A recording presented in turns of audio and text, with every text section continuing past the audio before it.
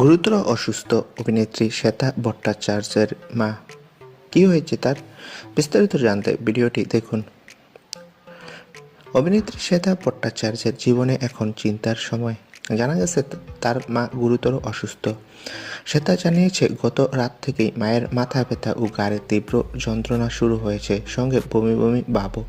চিকিৎসক পরামর্শে শ্বেতা মাকে দ্রুত হাসপাতালে নিয়ে গিয়েছে।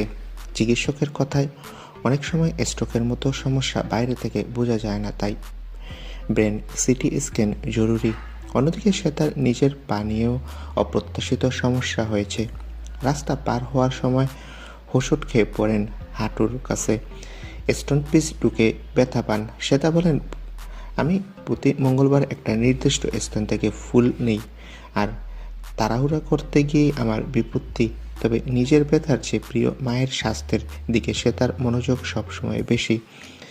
অভিনেত্রী বলেন, আমার মায়ের স্কিনের রিপোর্টটা দেখি কি হয়, এরপর পরবর্তী পদক্ষেপ। নিজের দিকে এখন দেখার সময় নেই শ্বেতার, মনোযোগ মায়ের দিকে। বলছেন, মাকে নিয়ে সুস্থভাবে বাড়ি ফিরতে পারলেই আমি খুশি। তো বন্ধুরা, এই বিষয়ে তোমাদের মন্তব্য কি কমেন্ট করে জানাও। ধন্যবাদ।